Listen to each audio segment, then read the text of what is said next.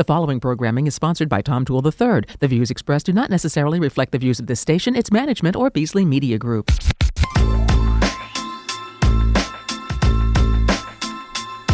Good afternoon, greater Philadelphia area. This is Toole Time, Real Estate Radio on WWDB 860 AM. I'm Tom Toole, she's Sarah Tymon, and we've got special guest David James with Safe Harbor of Chester County in the house. David, thanks for coming by. We're going to talk all about your cornhole and concert for charity event in the third segment here. Sounds like a really cool thing to do. It's in Westchester. And again, Sarah and I work with the Tom Toole Sales Group at RE/MAX Mainline, the number one RE/MAX team in Pennsylvania since 2018. We've got Gabe behind the camera, and we are streaming live on Facebook, YouTube, and Instagram. Just look up Tom Toole Sales Group. So I had a question posed to me, Sarah, and I know we're going to chat about this here. And this is the thing, if I was a seller, I'd be thinking about this right now. Is this the best time to cash out? Has there ever been a better time to sell your home than the spring of 2022? I mean, honestly, not that I can think of. It's, I mean, this is an incredible time to get out there. You always hear of the seasonality in real estate, and I know the last couple years have been a little bit different. It's been hot and go, and that is true for this year as well. But you know, as we're approaching and now into this spring market, this is a great time to get out there and list. Inventory's low, buyers are still out there, ready to go. Interest rates haven't quite gone up to what we expect they may yet. And right now is a great time. Well, yesterday we had a little bit of a snow squall. It's a little chilly today, but in general, we're going to be trending towards nicer weather and just a more enjoyable experience when you go out and look at homes. You've got more daylight. You've got For sure. flowers. It's a nice time to see a property. So what I know, and there's some data that supports all this. I mean, not only the spring seasonality, like the grass is green, people tend to be in a better mood in the greater Philadelphia area when it warms up, despite the snow yesterday. Yeah, that was weird. It's pretty cold today, but that's not the point.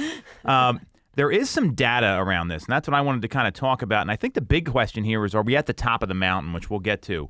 If you look at, there was some data that came out from Bankrate, and they actually researched, according to the ATTOM Data Solutions. It was a report that broke at the end of 2021 about the best month to sell a home.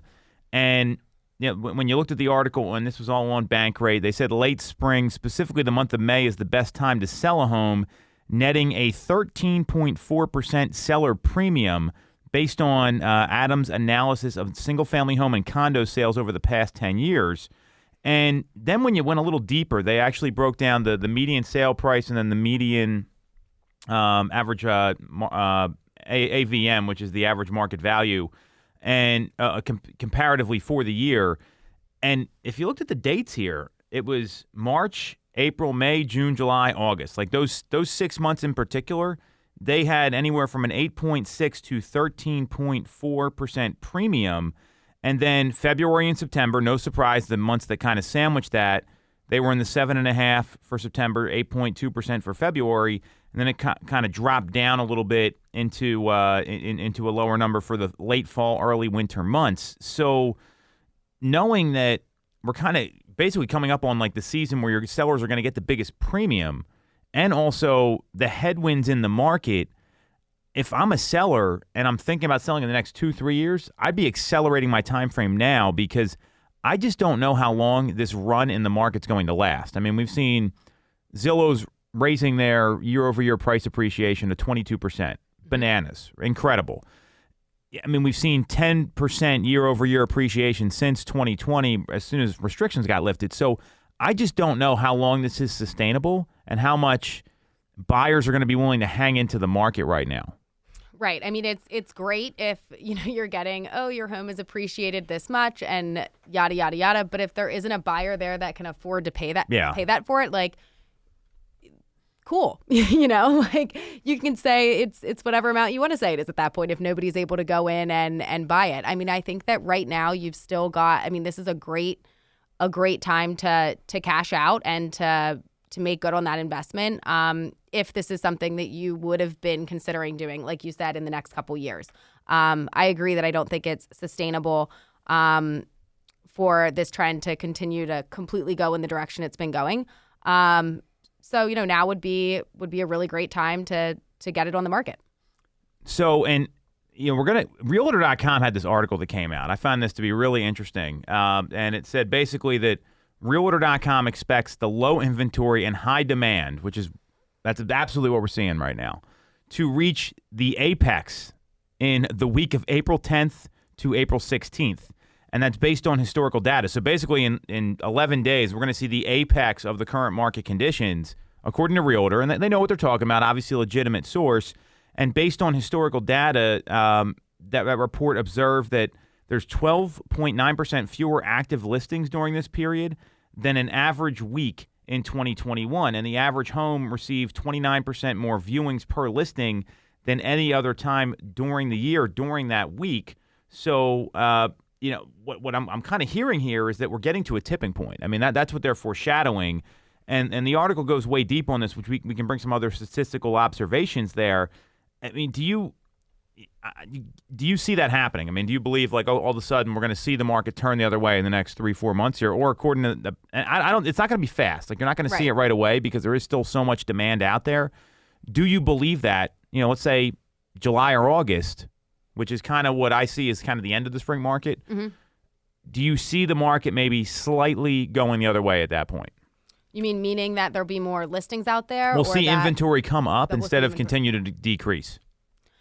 Yeah, I mean, I think that what we've tried to get out to our potential sellers here for quite a while is the importance of getting things together and getting things lined up to be ready to go into the spring season here. We know it usually takes a couple months for people to kind of make all of these preparations and sometimes just mentally get on board with, okay, we're going to do this. I think given all the uncertainty and everything that's been going on, there could certainly be some sellers out there that have been dragging their feet a little bit. And we could see a tick up here or have the season extend out a little bit longer than we've seen in the past. I also would be curious to see, now this wouldn't directly affect those numbers necessarily, but one thing that we do hear pretty frequently from people that want to sell their home themselves and have it be a for sale by owner, they're like, it's a seller's market. I'm just going to put it up here myself. And what type of visibility that's getting kind of depends on the person and what all they put into advertising it.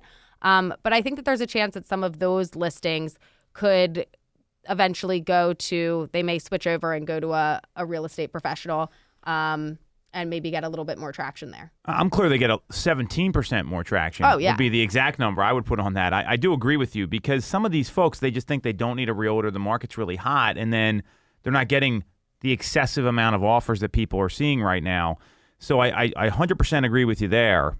What I'm seeing, looking at some of this historical data, and they got some really great charts here. I wish we could put them on the radio, but the technology's not there yet for AM. But maybe we can get it on the repeat of the live cast here, and we put this content out at the end of the week. Is that there's a chart? It's active listings versus the beginning of the year, and they've charted back as far as 2018. And I'm not so concerned about 2020. That's not the number you can look at because there was a lot of fear in the market then. I look at last year. Because we did see inventory bubble up a bit. I mean, we saw kind of September, October, even the month of August, there was all of a sudden some more activity than you normally would see because buyers were able to take advantage of some of the inventory going up. So if you look at the number of listings, the baseline 0. So up until July of 2021, you were less than 0. That it troughed around negative 20% in mid-April, which is that week that they point to here in the article. But then come right around week 30 of the year. So it's like the beginning of June. So like July 4th, let's call it, because I think that's kind of a stamp in the marketplace. And when people really start going on vacation a little more, they start doing things with their family. Then we saw inventory jump above the 0% baseline up until about the end of October, beginning of November, and then it dropped down again. And that's the typical seasonal flow that we see. So if that's going to follow the same path, and look, if you look at active listings versus the beginning of the year, there was actually less active listings relative to January 1st where we are right now.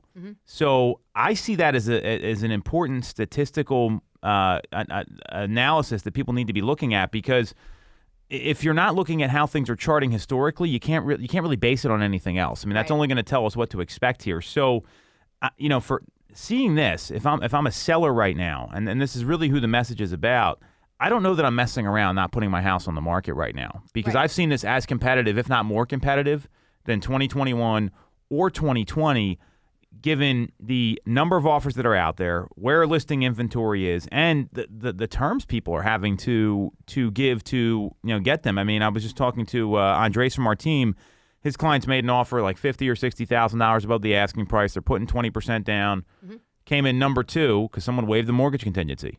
Right. I mean, this is happening, and they needed to get a mortgage, by the way. They just waived it, or they got cash from a family member. I'm not sure the details.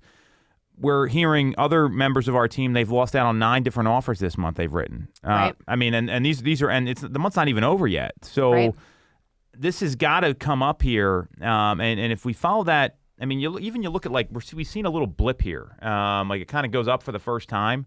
That to me is really critical, because if inventory comes up just a little bit, it's going to alleviate a lot of this pressure. Absolutely. Yeah. I mean, a little tick up in inventory goes a long way. So, I mean, do you see this continuing? I mean, are we going to see the same cycle next year? Because that's the big question. Everyone's trying to, like, well, I'll just wait. I'll make more money on my home. The market's doing better. And it's not a question of the prices continuing to go up. Terms are also a factor here, too, because if there's more inventory, I doubt you're seeing waived home inspections, appraisal gaps that are $80,000, $100,000. Right. I mean, bananas sort of stuff here. Do you see this repeating next year, or are we going to see more of a normal housing market? What's your take? Well, as we always say, we can't predict the future. We cannot. But I would say if you're thinking about doing this, now's the time to put it up while you can take advantage of what we know is an incredible market. Given the number of buyers that are out there, the limited number of homes, we know that in this year, all of the buyers out there will not get homes. The numbers just aren't there to support it. So there will certainly still be people out there next year. There'll still be fierce competition. But what we know right now is people are motivated. And, part of what goes into the spring market here is, families who want to get into, a school district or get things lined up for the following year. And they want to get all of that in place. So there's definitely motivation for people right now to go out there and, and make some offers. Dave. Hey, if you don't mind me jumping in and just asking a question, because this is something I pondered aside from your show, is who is selling their homes right now? Because honestly, my wife and I, we look and I'm like, whoa, this is what Zillow says I could get for our home. But then immediately we go, yeah, but where are we going to go? Biggest question, yeah. So I'm actually curious, in your experience, is it that people are advancing maybe their retirement because they know they're going somewhere else or somewhere? In other words, they're like, we were going to retire in 3 years, but we'll go ahead and do it now because the market is hot. Or like you said, school district. I'm just curious from the experts, who is selling their homes mostly? Well, there's always the people that are having life changes that need to make a move. That could be their families are growing, they're downsizing, they're now empty nesters, job relocations. There's always that pool of individuals who, regardless of what is going on in the market, they're in a position where they need to make a move. Okay. Then given what is going on right now in the market, absolutely, there could be people that are looking at, the value of their home, what they would potentially be able to get for it and walk away with. And maybe they would speed up, moving into a retirement community or, in some cases, even if they have, well, this is great for people who have like another vacation home or something. But if you can work remotely in many situations these days. So looking at, hey, I could get this for my home here. We can go hang out at the beach house, work remote, and that can be a great option for people as well. You bring up a lot of great points there, and I agree with all of them. What I'd also say is that it's someone that's had there's the non-sexy moves, right? I just got divorced. Right. Someone passed away, and we've got an estate we got to liquidate. I can't afford my home anymore. Maybe it's, there's some financial issues there, a job relocation now that people are actually going back to work. So all those things are absolutely right on. And and there's also like the non-fun life events, and those are just as important for the inventory crisis. Not that there's anything good about, those sort of things, although, maybe sometimes there is in a divorce or something like that, but that's not the point. It's more of there's the other stuff people don't talk about, and that's usually those are the people that are absolutely selling. Like there's no question about it. So I think you bring up a really good point there, and it's someone that are I think also people that are willing to take the risk that they might not have a place to go right away, but they've got a backup plan and they still want to take advantage of the market. It's funny you say that because I actually discussed with my wife. I was like, all right, so wait a minute, what if we sell our house, just live in an apartment for a year or two? Find something really There's inexpensive. people doing that right now, sure. And why not? Right. Why not? Because I could tell you, our neighbor across the street and again, we live in the Chester County area. And neighbor sold us. He had it perfect. They had just bought a new home and needed to wait 3 or 4 months for the closing or whatever. And then the interest rate. We're talking just a year and a half. Everything just fell. They were able to renegotiate. They got so much money for their house across the street. That's when I started looking around. Yeah. But that was the thing for us is like, where are we going to go? And we still have college kids who want to come home. Sure. So, a one-bedroom apartment wasn't going to work for us. But I thought for somebody, that's a great opportunity to make a little money if you can do it. It's very smart, I think. Well, and I think that sometimes when you see those numbers, and if you know that in a few years you'd be making a move anyway, and this isn't to have you push to sell your home. Sure. But if you want to, we can set up an appointment. But if you want to. You know somebody. I know somebody. But as you're looking at that number, it's like, well, you know what? The kids can share a bedroom when they come back at holidays for what we could cash out and walk away with on this. So sometimes it does make you kind of reevaluate what makes the most sense and what the best move is. Excellent. Thanks for letting me jump in. Well, that's the kind of questions we need, because this is like the number one question we get all the time. Oh my is gosh, where are we going to go to? What's the plan? And if you are in that situation where you have a place to go, or you're okay with renting, or maybe you're going to move in with a family member. There's folks that take that risk and they say, I'm going to find the right house when it comes up. I can't control that. I do want to cash out right now, and that can be pretty valuable. So what I wanted to jump to is they actually broke down this best time to list stat for every metro market. So for the Philadelphia area, the best time to list, it's already over. It was March 20th. You missed it. Yeah, and I don't know that you necessarily missed it. This is just what realtor.com is saying. And year over year, we're seeing 5.4% of the listing price increase versus the start of the year. So if the average list price was $100,000, it's now $105,400. Views per property versus average week is up 9.4%. The number of price reductions versus an average week is down 34.4%. The average days on market versus an average week during this week of the year is down 10.9%. And we're seeing an increase of active listings versus the average week of 1.1, which that tells me right there, when you see inventory actually bump up during the best week to sell, I think it's kind of a silly thing to be talking about here. I don't know that someone that listed March 20th missed out on anything if you're putting your home on the market now. Right. More importantly, we talk about a market dynamic shift, and because there's this unlimited sustained demand that we're seeing. I think that's a good way to codify this, and very little stale inventory because the inventory is not lasting. We're at like 22 days in the suburbs, about 64 days on market in the city. And part of that's because of the decade-long shortage of new construction, which we have zero of here. Our market is probably more susceptible to this than others because they can't just build new homes. You go to Phoenix, Arizona, similar size metro market, they're building all the time there. Right. They actually push the city limits out to build more.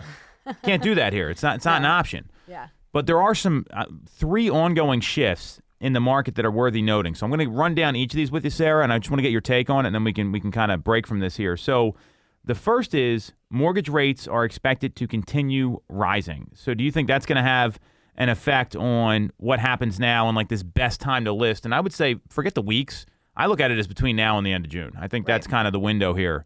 So yes or no, mortgage rates are expected to continue to rise. Is that something that's going to make it a better time to sell or a worse time to sell? Better to sell the sooner you do it. Agreed. Okay. Number 2. Demand is high until supply catches up, and this is about risk management. So what this means here is that 2021 saw the highest rate of home construction in the last decade plus. Again, we didn't see that here. Though the gap between home constructions and household formations grew, they expect to see optimistic builders continue to accelerate home building, and that trend could benefit sellers who are hoping to buy. And we've had a couple people that bought new construction that were in older homes, that some of your clients that I think of. And despite slightly lessening demand, sellers will find more options for buying themselves, enabling them to enter the market without risking selling before securing a home for purchase. That was a long one. So basically, I gave you the full breakdown. That's how I roll. Builders are building a lot of inventory, eliminating some risk for sellers because that's what they're going to is new construction. Yeah, I think that. I mean, yeah. They're building a lot of like 55 and over communities. They are. I find more of those in like luxury townhome communities. Mm-hmm. And there's a lot of people moving out of Pennsylvania right now. True. That are, I mean, we've had clients go to Florida and they go down the shore and go to some southern destinations. So I see this also as viable, just maybe a little differently than we might normally think. Right. All right, here's the third one. Prices tend to peak later, as does competition. So sellers should consider that peak prices later in the season also come with greater competition from other sellers that are going to be selling their home too. Yes.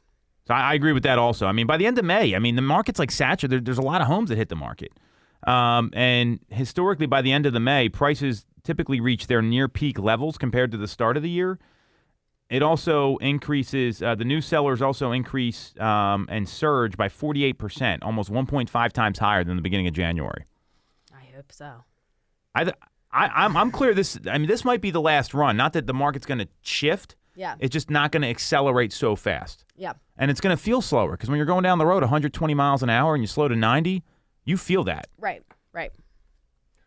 What do you got, David? How much is inventory, though, going to affect the price or maintain a higher price? Because I can tell you, again, because I'm from the Chester County area, there's nothing. I mean, I'm going to disagree that there's nothing for sale. There's not stale inventory on the market. There you go. There's more homes that sold in 2021 than 2020. Okay. North of 7 million homes. So we actually don't say there's no inventory at our organization because it scares people away. Yep. And I'm an amateur, so thanks for having me. But listen, this is what. But you probably heard that it's from. It's my perception. Yeah, that's the perception, and people don't realize that there's inventory. You just got to move and let's say a home gets listed, you want to go look at, and it gets listed today.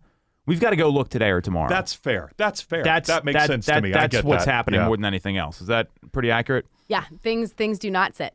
and so I guess that's my question then: is how long is the not sitting going to affect the price overall? In other words, the demand is still so high. Even if the interest rate goes up a little, is the demand going to still be there that makes you have to go see a home today? For the short term, I'm going to say yes. Yeah. I don't see that stopping people because there's some people that are renting and they're like, I don't want to rent anymore. I'm paying somebody else's mortgage instead of mine when they can lock in their rent for 30 years by getting a mortgage. What I also know is that if we go back to 2019, the average time on the market was about 60 to 90 days. So now it's at 22, 23. Wow. So if we're at a third of that, if that just creeps up into like the 45-day range and we see inventory get to like a 2-month supply in the suburbs, I'm clear that you're going to really feel that in the market. I don't know what you're seeing, Sarah. Yeah, no, I would agree with that. Like we don't need a huge change. We just need to go the other way a little bit. Mm-hmm. So buyers they're almost they're like a firefighter. They get the call and they got to go right out. If you follow what I'm saying, I think that's probably a pretty good analogy. Like there's no option right now otherwise. I see. Yeah. Okay. Thanks. Yeah. I mean, if you can't get out there right away or do a virtual tour or do something to kind of get your eyes on the property, you're probably not going to see it. That's very clear. So, is this the best time to sell ever? That was the question. Yes, I'm a yes too. We're going to take a quick break. So, sell your home basically is the idea. Very, very analytical here. We're going to take a quick break. We're going to come right back. We're going to talk about new texting laws and how realtors need to adjust their lead generation skills. And then we got David James coming on to talk about cornhole and charity and concert for charity with Safe Harbor. This is Toole Time, Real Estate Radio on WWDB 860 AM. Buying a home or already own one? We can help. I am Kevin Hamill from Alliances Insurance Agency. If you haven't reviewed your policies in the last 3 years, now's the time. New home buyers, there are a number of ways that we can help you get to that settlement table.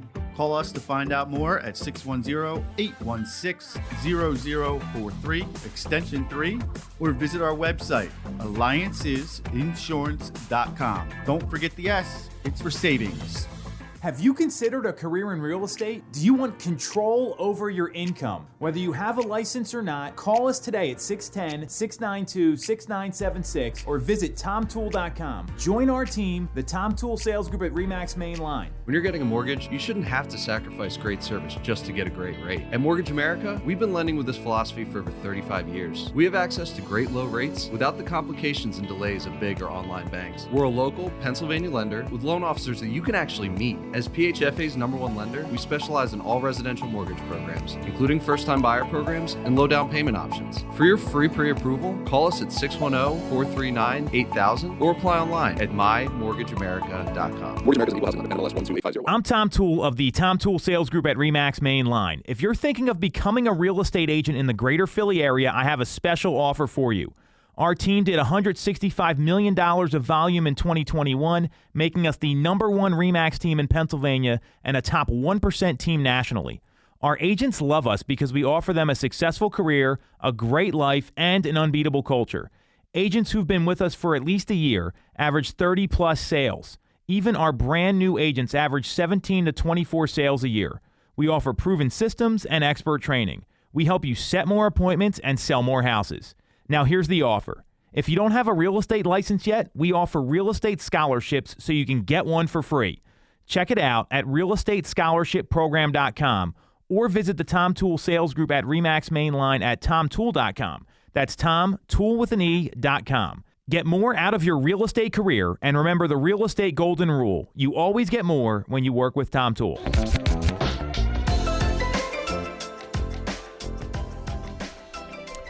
Welcome back to Toole Time Real Estate Radio on WWDB 860 AM. I'm Tom Toole. She's Sarah Tymon. We've got David James here from Safe Harbor. They have a great charity event coming up.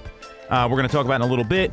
And we got Gabe behind the camera, and we all work with the Tom Toole Sales Group at RE/MAX Main Line, the #1 RE/MAX team in Pennsylvania since 2018. And we're streaming live on Instagram, YouTube, Facebook. Just look up Tom Toole Sales Group.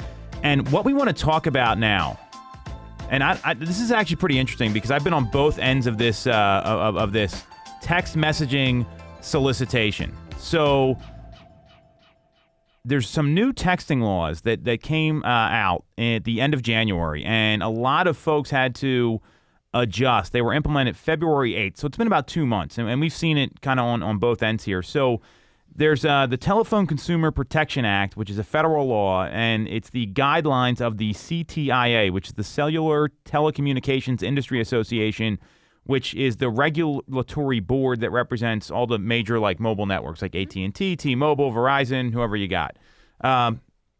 And what they did was they laid out opt-out requirements and the different types of business messaging. So the changes that got implemented were any initial texting through a CRM, which is what most sales companies use. There has to be, and if it's manual or automated, so it's not like you can't, if you just send a text, it's got that still counts. Mm-hmm. They have to have an opt-out messaging. Then there's recurring opt-outs, which means texts sent from drip campaigns will include opt-out language at regular intervals if two-way communication has not been established via text between the sender and receiver. And any bulk text messaging will now include recurring opt-out following the same rules. And concierge messaging, which is custom greetings that you get, you register on a website and they say, hey, thanks for registering for blah, blah, blah. Mm-hmm. That will also have opt-out messaging, and it could be as often as every 30 days. So this is a big change for a lot of people, especially I find that a lot of people are more apt to text now than call. I mean, a call's all right, there's a problem, or I need to have maybe I'm driving in my car, it's a lot safer. Right. Texting is a big way that we've seen people convert in real estate. So knowing that there's these new regulations, I'm clear a lot of realtors have to kind of adjust their game plan here. So what do you think about this, Sarah? Yeah, I mean, we've always been a call-first team. So basically what that means is if leads come in, we are to pick up the phone and give them a call before sending them a text.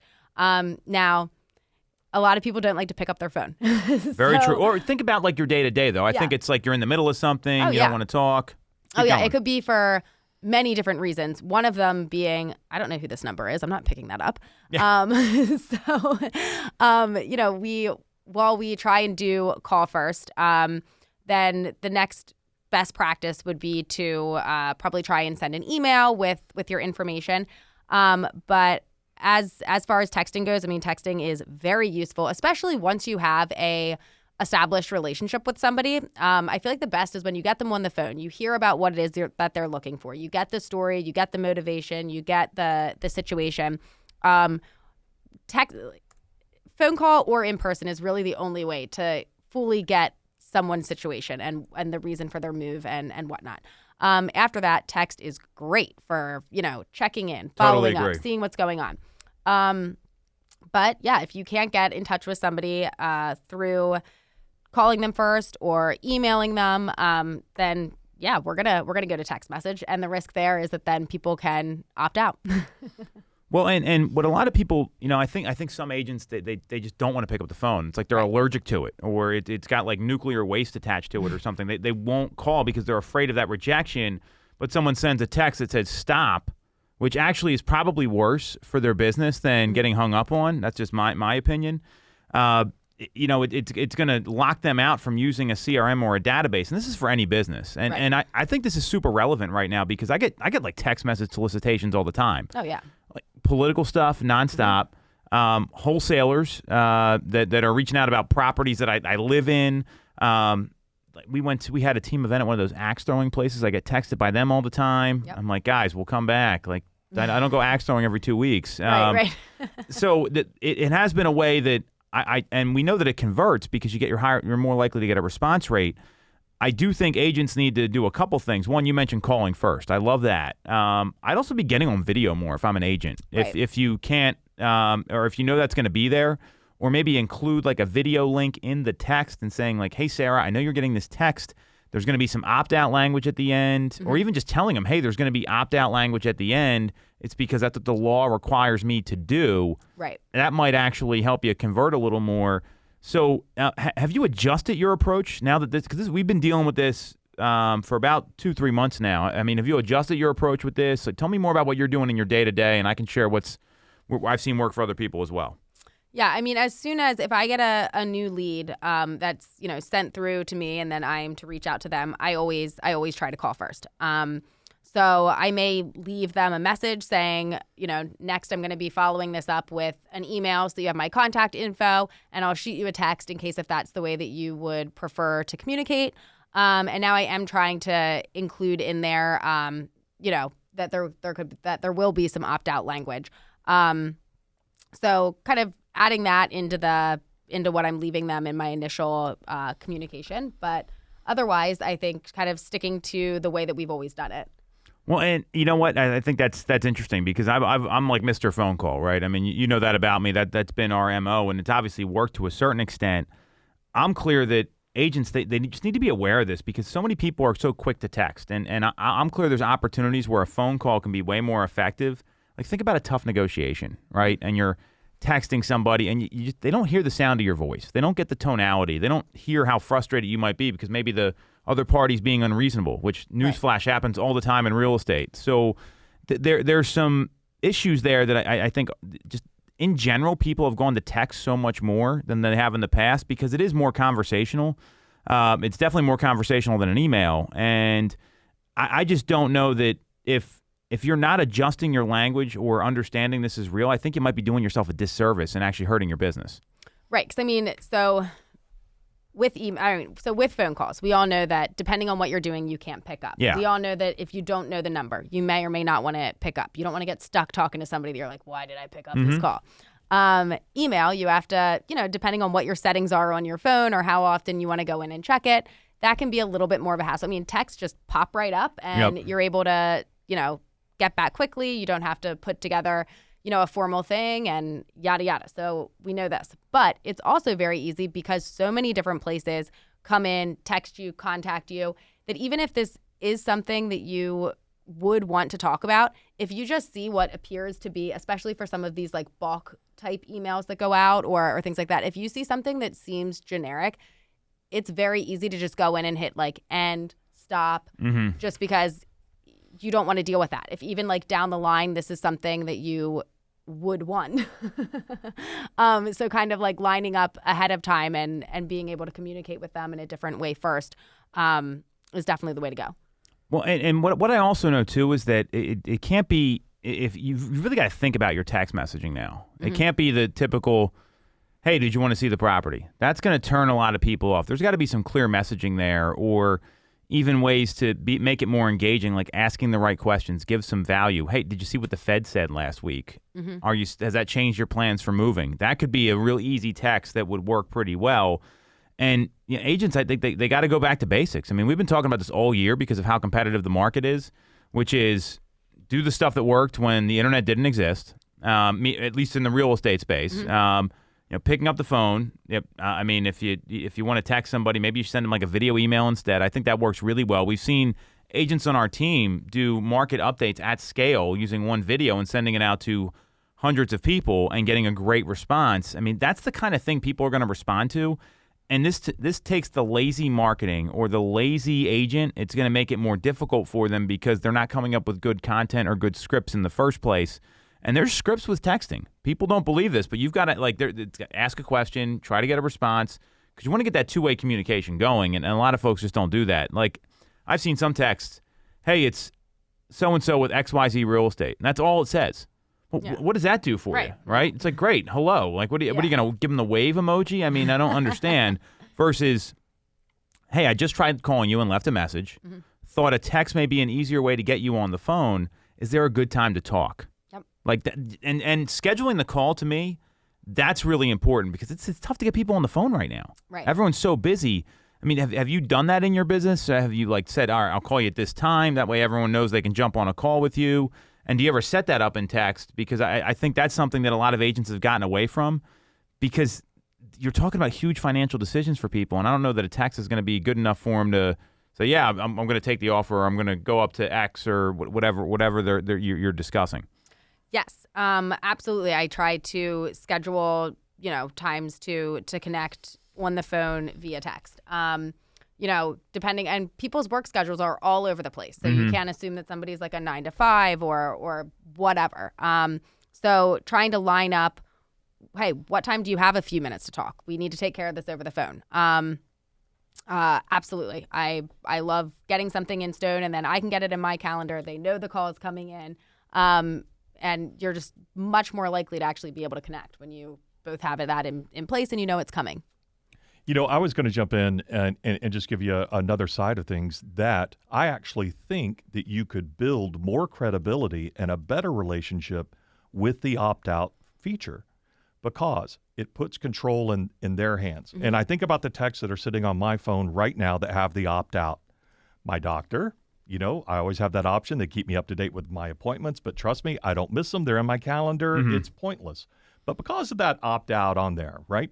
To me, and also I have a favorite sandwich shop as well that'll also text me, some discounts and things like that too. But they also use the opt-out. I don't opt out because I don't mind getting those, but I'm in control, so I can drop at any time. I think it's almost like credibility of your favorite store or online shopping place offering you a 30-day return.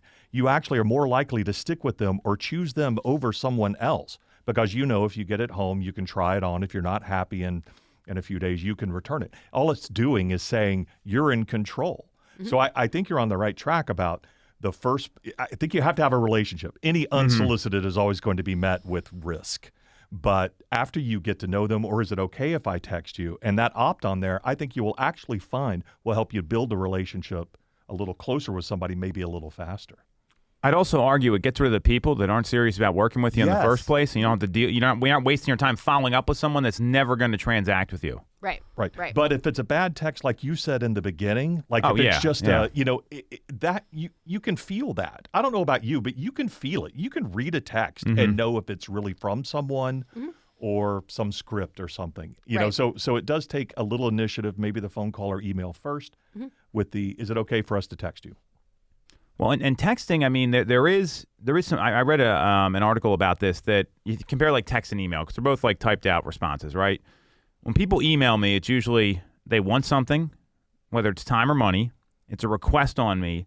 It's not a normal engagement versus texting is more conversational. You're actually like talking to somebody. I mean, texting someone's very different than sending an email. Like, I mean, when someone says I'll send an email, like it's either got to be some sort of document I need or something like that, or it's I'm going to send an email. Like I get emails from my kids' teachers. Like that's never good, right? They're not texting me and saying, hey, Leo's doing great at school. Like it's like, okay, there was an incident. Here's what happened. Blah blah blah. And this doesn't happen often, but I mean, or we got parent-teacher conferences coming up or whatever. Yeah. So when you think about that, I mean, even I think of some interactions I have with folks that I will never text them because I'm not on that level with them. I think that's like it's a little bit of a different. And these are people we work with all the time and everything else. But like. I know that I can get them on like a Saturday if I text them versus send them an email. So I think there's a blend there that you got to kind of understand that it's almost. Did you have instant messenger like AIM? Sure did. So a lot of people don't even know what this is. Gabe, do you know what that is? No idea, right? So apparently we're older than Gabe. But that was when I was in college. It wasn't. No one emailed each other. It was They had like an instant messenger on your computer, and then that's how people would respond. And then you communicate that way and come over. I didn't have a cell phone. I had AIM at that point. Yep. So I think it's very similar to that, and then it's an easy way to chat with people without having to get on the phone. It's more efficient. So there is a time and a place for that. Yeah. You don't have to put in a subject line. Oh, God. Sometimes I hate coming up with like the subject line. The email is paper and pen. When email was invented. Right, it was like we looked at email and then you look at paper and pen. Now you're looking at email like it's paper and pen. By the way, for you young folks, paper and pen was this stuff. We write handwritten notes all the time, I just so we're good. Sure, because I just realized how much older I am than you guys because I didn't have a cell phone in college, but okay. We had the bulletin board. That's where the party was. Pull a tab off so you knew where to go. That's funny. I like that. So what I'm hearing is we got to adjust, like you have to adjust calling first, using video more, which we didn't touch a lot about, but I think that's a way to kind of engage that person like, okay, this is a real person behind here. It's not some bot that's texting me. And just maybe let them know like, hey, I have to do this. And then kind of like meeting the elephant in the room head on. And that seems to be the way to get around these things. Anything else you guys want to add? All right, so if you're looking for more strategies like this and you want to get your real estate license, check out our website. It's realestatescholarshipprogram.com. We will pay for you to get licensed. It's a great way to break into the industry. We're going to take a quick break. We're going to come back and talk about cornhole and concert for charity in Westchester with Safe Harbor and David James. This is Toole Time Real Estate Radio on WWDB 860 AM. Have you considered a career in real estate? Do you want control over your income? Whether you have a license or not, call us today at 610-692-6976 or visit tomtoole.com. Join our team, the Tom Toole Sales Group at RE/MAX Main Line. Buying a home or already own one? We can help. I am Kevin Hamill from Alliance's Insurance Agency. If you haven't reviewed your policies in the last 3 years, now's the time. New home buyers, there are a number of ways that we can help you get to that settlement table. Call us to find out more at 610-816-0043, extension 3, or visit our website, alliancesinsurance.com. Don't forget the S, it's for savings. When you're getting a mortgage, you shouldn't have to sacrifice great service just to get a great rate. At Mortgage America, we've been lending with this philosophy for over 35 years. We have access to great low rates without the complications and delays of big or online banks. We're a local Pennsylvania lender with loan officers that you can actually meet. As PHFA's #1 lender, we specialize in all residential mortgage programs, including first-time buyer programs and low down payment options. For your free pre-approval, call us at 610-439-8000 or apply online at mymortgageamerica.com. Mortgage America's equal housing lender, NMLS 12850. The Tom Toole Sales Group is the #1 RE/MAX team in Pennsylvania with over $165 million in volume for 2021. I'm Tom Toole, and our team has achieved that kind of success by being a great place to work with and to work for. No one knows Greater Philly better than we do. We know real estate, but more importantly, we're real people. We hire the best agents, and we give them all the tools to succeed. Even our brand new agents sell 17 to 24 homes a year because our team delivers the best experience in real estate. Teams deliver a better experience than individuals, and we're a top 1% real estate team in the country. We call it AAA service. We're your advocate, ally, and advisor. because this isn't a transaction to us. It's a relationship. If you're buying or selling a home, call the Tom Toole Sales Group at RE/MAX main line at 610-692-6976 or visit tomtoole.com. That's tomtoole.com. Sell your home for more, and remember the real estate golden rule. You always get more when you work with Tom Toole.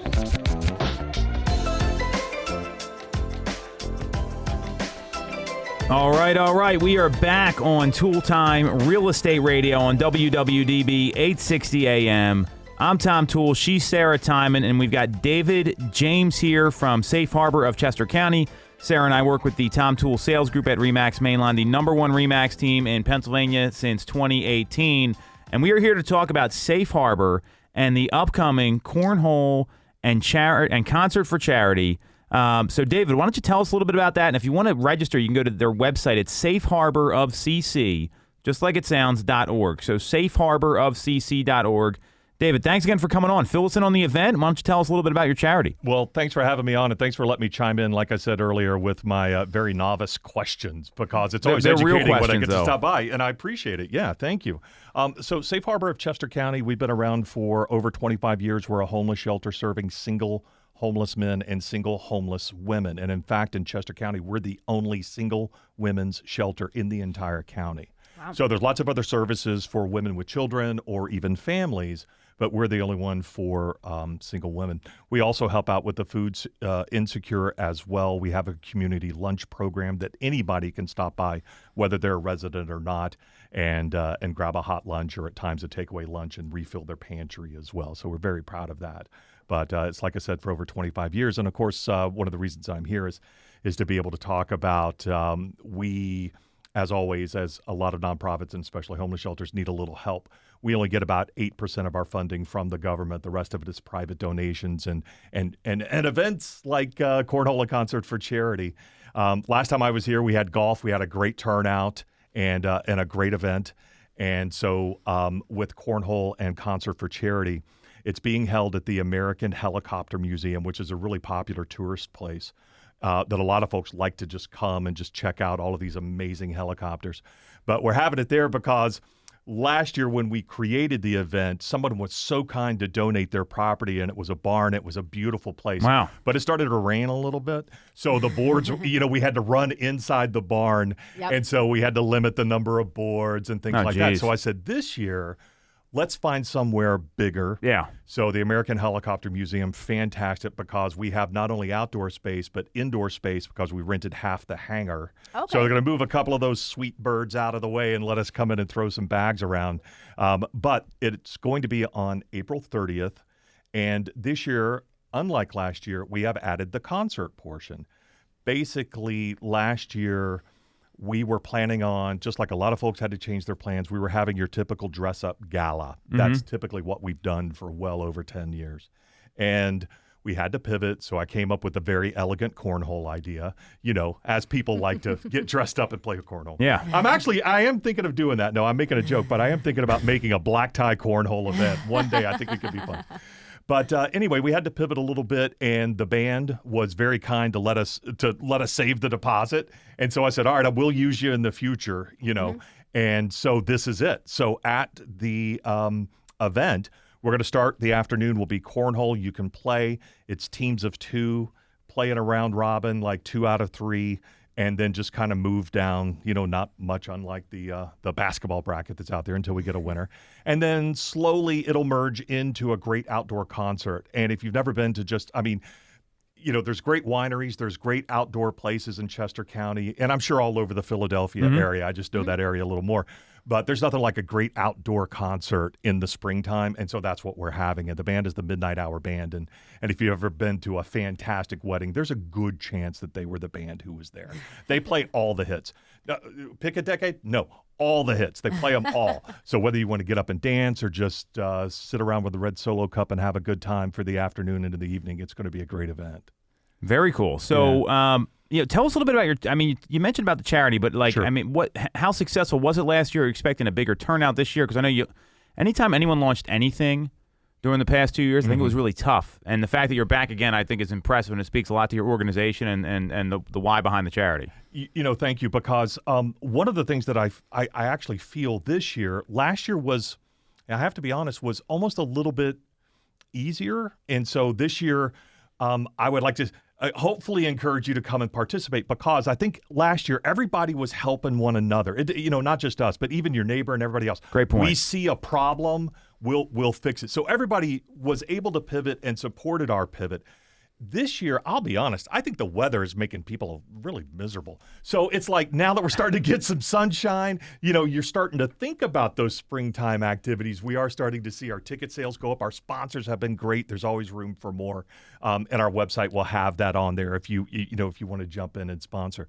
But we are expecting a bigger event. Awesome. So we are so grateful. Don't get me wrong. We are so grateful for the support that has already turned up. But we do have some teams that are available. So if you want to come and play, it's $200 for two people to come and have a great time playing cornhole. This really is a lot more social than it is serious. It's like I said. Awesome. I play cornhole. I do not play cornhole well. I am going to hit you with the bags more than I hit the board or even the hole. Are you trying to get people to come, or is the term here with this? Here's what I'm trying to say is I don't want you to think about the Johnsonville players on TV who get hole after hole after hole. It's not that kind of group. If they show up, they'll actually stand out, and I'll have a little conversation with them. This is social. This is going to be fun. Yes, it could be a little more competitive, and that's okay. Everybody has that uncle, right, who's a little more competitive. That guy, he can play too, but come on, we're not trying to make anybody look bad or to really make somebody dominate. It should be a good time. And then the best part is that once the concert starts, you could still play with your friends. So maybe I didn't play against you, and I wanted to because you're my friend or my coworker. Sure. We can still have a casual game while we're listening to the music, so the boards are going to be left up. In fact, real quick, I'll mention that Keystone ACL is so thankful to Joe Harsh and his team. If you do ever watch those TV cornhole events, he's usually one of because they shoot a lot of them in Philadelphia. I don't know if you know that, but at the Oaks and the other area, that's where they shoot them. And in a lot of cases, he's behind the scenes. He's really a renowned kind of judge and rule keeper at a lot of events across the nation, actually. So he's really revered, and he does some great things for other charities and around the country. And so we were one of his first in the area for him to help us run our event. We have electronic scoring. Come on, electronic scoring with cornhole. So you don't have to do all that math. I know Tom likes math, but I don't. When you're playing cornhole, the math is much more difficult than what we do on a daily basis. It actually is in a lot of ways. But it's going to be a great event all day on Saturday, April the 30th. We will also have food trucks. And one of my favorite beers in the entire area, Locust Lane Brewery, is going to be there.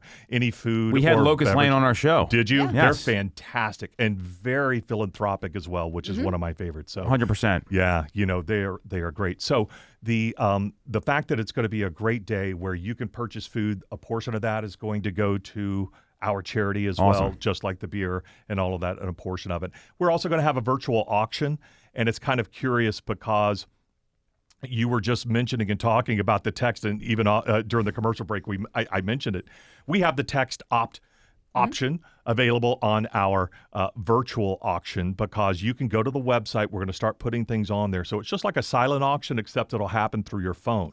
And so we actually have some of our biggest participants aren't at the event, and even a fewer of them, but the ones who contribute even more are still like in Florida or still at their vacation home. We had people who are all across the country text in, sign up. It's really easy to do, and be able to get their bids back and forth text to them. So the virtual auction, as well as the band, cornhole, bring your friends. It's going to be a lot of fun. And of course, it all goes to help the homeless in Chester County. Awesome. So you can get all the info at safeharborofcc.org. That's the place to check it out. Sounds like an awesome day here. Locust Lane, that's a small world. Those guys are great over there. He drank the first beer ever on our radio show, so that was a good one. Oh, wait, you did? No, Did not you me. say- No. What week? Where's mine? You're gonna have to ask Tom from Oh, my Locust Lane. goodness. All right. He came in rolling heavy. So Nice. So anything else you want to add about the there- event here? I mean, I think it's a great cause. And like, what are some of the other ways people can volunteer? Let's say they can't make it to the event. How else can they get involved with your organization and help out?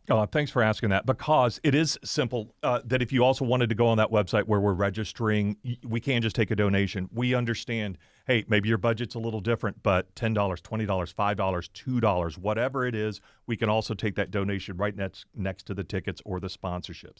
If you want to volunteer, and in fact, we've got a couple of groups because we need some help just maintaining things, setting up tables, chairs, things along those lines. Feel free to, you'll see it on the information page on our website, safeharborofcc.org. You can go on there, click the info, and actually I will get that email and say, hey, we have a group who would like to volunteer.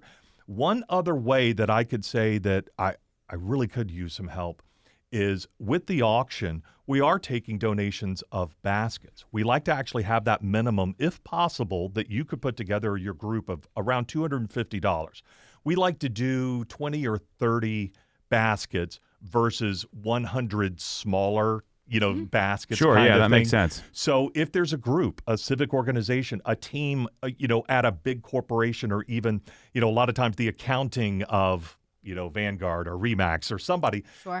Wants to get together and participate, come up with a theme, put a basket together, and then we could either arrange to come pick it up or you could drop it off at the shelter. And if you give me 5 minutes, I'll give you a tour of the shelter too if you drop it off. What a bargain, Cool. right? Oh yeah. Love it. Yeah. Are the reigning cornhole champs from last year going to be great. out Oh, to my play gosh. this year? Let me tell you, they might show up again, and I will tell you, they were not phenomenal. They were good. Okay. And it really got down to a really good battle at the end of the last 2-on-2, that they were about the same skill level. Okay. The game went on for quite a while. All right. But we also So either they weren't very good or they were really good. Right. Like, you ever been in one of those They games just where you kept can't? watching. Yeah.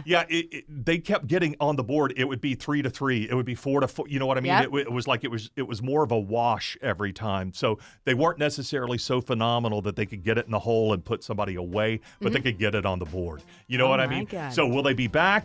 We'll see.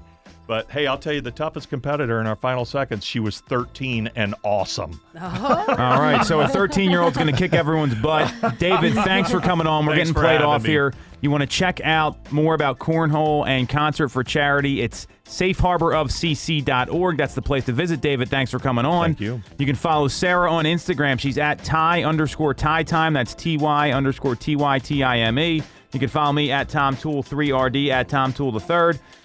We are streaming live every week, YouTube, Facebook, Instagram. That's it for this week's episode of Toole Time Real Estate Radio on WWDB 860 AM.